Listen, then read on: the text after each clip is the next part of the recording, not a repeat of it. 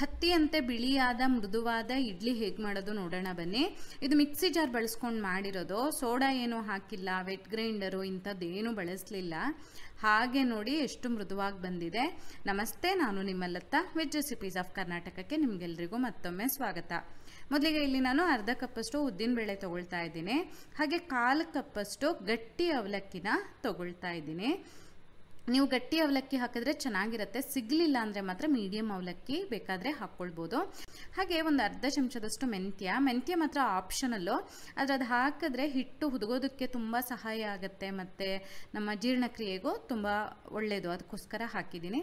ಆಮೇಲೆ ನೋಡಿ ಹೀಗೆ ಚೆನ್ನಾಗಿ ತೊಳಿಬೇಕು, 1-2 ಸಲ ತೊಳೆದು ನೀರೆಲ್ಲ ಬಗ್ಗಿಸ್ಕೊಂಡು ಆಮೇಲೆ ನೀರು ಹಾಕಿ 3ರಿಂದ 4 ಗಂಟೆ ನೆನೆಸ್ಬೇಕು. ಈ ನಾನು ಅವಲಕ್ಕಿನ ಒಟ್ಟಿಗೆ ನೆನೆಸಿದ್ದೀನಲ್ಲ, ಅದೇ ಟ್ರಿಕ್ಕು. ಅದು ಹಾಕಿದ್ರೆ ಸಾಕು, ಇಡ್ಲಿ ತುಂಬ ಚೆನ್ನಾಗಿ ಬರುತ್ತೆ. ಆನಂತರ ನಾನಿಲ್ಲಿ 1.5 ಕಪ್ಪಷ್ಟು ಇಡ್ಲಿ ರವೆನ ತೊಗೊಳ್ತಾ ಇದ್ದೀನಿ. ನೀವು ಒಳ್ಳೆ ಕ್ವಾಲಿಟಿ ಇಡ್ಲಿ ರವೆನ ಬಳಸೋದು ತುಂಬ ಮುಖ್ಯ ಆಗುತ್ತೆ. 1.5 ಕಪ್ಪಷ್ಟು ಇಡ್ಲಿ ರವೆನ ತೊಗೊಂಡು ನೀರು ಹಾಕಿ ನೋಡಿ ಹೀಗೆ ಒಂದು ಸಲ ಚೆನ್ನಾಗಿ ತೊಳೆದು ನೀರನ್ನು ಸಂಪೂರ್ಣ ಬಗ್ಸಿ ತೆಗಿಬೇಕು. ನೀವು ಇಡ್ಲಿ ರವೆನ ಹಿಂಡಿ ತೆಕ್ಕೊಳ್ಬೋದು, ಅಥವಾ ಹೀಗೆ ನಿಧಾನಕ್ಕೆ ನೀರನ್ನು ಪೂರ್ತಿ ಸಂಪೂರ್ಣ ಬಗ್ಸ್ಬೇಕು. ನೀರು ಉಳಿಸ್ಬಾರ್ದು ಮಾತ್ರ. ನೋಡಿ ನಾನು ನೀರು ಸಂಪೂರ್ಣ ತೆಗೆದಿದ್ದೀನಿ. ಅದು ಇಡ್ಲಿ ರವೆ ಚೆನ್ನಾಗಿ ಈ ರೀತಿ ಒಂದು 30 ನಿಮಿಷ ನೆನ್ಕೊಂಡ್ರೆ ಇಡ್ಲಿ ಚೆನ್ನಾಗಿ ಬರುತ್ತೆ. ಇಲ್ಲಿ ಉದ್ದಿನಬೇಳೆ ಅವಲಕ್ಕಿ ಎಲ್ಲ ನೆಂದಾಗಿದೆ. ಇದನ್ನು ಇವಾಗ ಮಿಕ್ಸಿ ಜಾರಲ್ಲಿ ತಗೊಂಡು ಅಗತ್ಯ ಇರೋಷ್ಟು ನೀರನ್ನು ಹಾಕಿ ನುಣ್ಣಗೆ ರುಬ್ಕೊಳ್ಬೇಕು. ನೀರನ್ನು ಒಮ್ಮೆಗೆ ಹಾಕಬಾರ್ದು, ಸ್ವಲ್ಪನೇ ನೀರು ಹಾಕ್ತಾ ತುಂಬ ನುಣ್ಣಗೆ ರುಬ್ಕೊಳ್ಬೇಕಾಗತ್ತೆ. ನೋಡಿ ಈ ರೀತಿ ಇಷ್ಟು ನುಣ್ಣಗೆ ರುಬ್ಕೊಳ್ಬೇಕು. ನೀವು ನೆನೆಸಿರೋ ನೀರನ್ನು ಬೇಕಾದರೂ ಹಾಕ್ಬೋದು, ಆವಾಗ ಹಿಟ್ಟು ಹುದುಗೋದಕ್ಕೆ ಸಹಾಯ ಆಗುತ್ತೆ.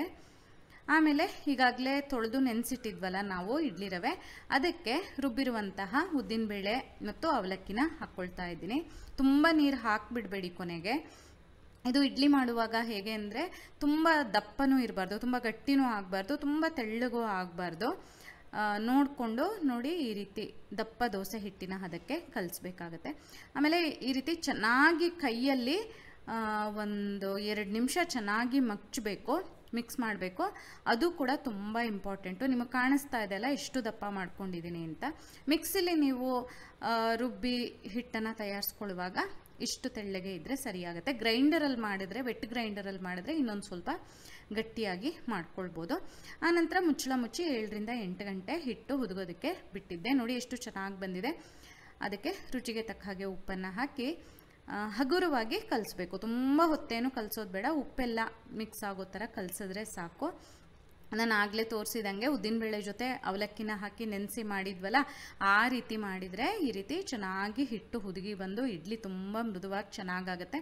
ಆಮೇಲೆ ನೀವು ಯಾವ ಕ್ವಾಲಿಟಿ ಇಡ್ಲಿ ರವೆ ಬಳಸ್ತೀರಾ ಅದು ಕೂಡ ತುಂಬ ಮುಖ್ಯ ಆಗುತ್ತೆ. ಬಿಳಿಯಾಗಿರುವಂತಹ, ಏನು ಅಡ್ಡ ವಾಸನೆ ಇಲ್ಲದೆ ಇರುವಂತಹ ಇಡ್ಲಿ ರವೆನ ಬಳಸಿದ್ರೆ ಇಡ್ಲಿ ಮೃದುವಾಗಿ ಚೆನ್ನಾಗಿ ಬರುತ್ತೆ. ಇಲ್ಲಿ ನಾನು ತೆಂಗಿನೆಣ್ಣೆ ಹಚ್ಚುತ್ತಾ ಇದ್ದೀನಿ ಇಡ್ಲಿ ಪ್ಲೇಟಿಗೆ. ತುಪ್ಪ ಅಥವಾ ತೆಂಗಿನೆಣ್ಣೆ 2ರಲ್ಲಿ 1 ಹಚ್ಚಬೇಕಾಗತ್ತೆ. ಆವಾಗ ಅದು ಒಂಥರ ಒಳ್ಳೆ ಘಮ ಕೊಡುತ್ತೆ ಇಡ್ಲಿಗೆ. ಜೊತೆಗೆ ಇಡ್ಲಿ ಪ್ಲೇಟ್ಗಳಿಗೆ ಅಂಟ್ಕೊಳ್ಳೋದು ಸಹ ಇಲ್ಲ, ಚೆನ್ನಾಗಿ ತೆಗಿಯೋದಕ್ಕೆ ಆಗುತ್ತೆ. ಇನ್ನು ಬೇಯಿಸುವಾಗ ಕುದಿಲಿಕ್ಕೆ ನೀರು ಇಟ್ಟಿರ್ತೀವಲ್ಲ, ಅದು ಕುದ್ದು ಆವಿ ಬರೋದಕ್ಕೆ ಶುರು ಆಗಿರಬೇಕು. ಆವಾಗ ಇಟ್ಟು ಒಂದು 10 ನಿಮಿಷ ಅಥವಾ ಒಂದು 12 ನಿಮಿಷ ಬೇಯಿಸಬೇಕು, ಜಾಸ್ತಿ ಹೊತ್ತು ಬೇಯಿಸಬಾರ್ದು. ನೋಡಿ ಹೀಗೆ ಮೃದುವಾಗಿ ಚೆನ್ನಾಗಿ ಬರುತ್ತೆ. ನೀವು ಟ್ರೈ ಮಾಡಿ ನೋಡಿ. ನಿಮಗೆ ಈ ವಿಡಿಯೋ ಇಷ್ಟ ಆದಲ್ಲಿ ಲೈಕ್ ಮಾಡಿ, ಶೇರ್ ಮಾಡಿ, ಕಮೆಂಟ್ ಮಾಡಿ. ಹಾಗೆ ನಮ್ಮ ಚಾನಲಿಗೆ ಸಬ್ಸ್ಕ್ರೈಬ್ ಮಾಡೋದನ್ನು ಮರಿಬೇಡಿ. ಧನ್ಯವಾದಗಳು.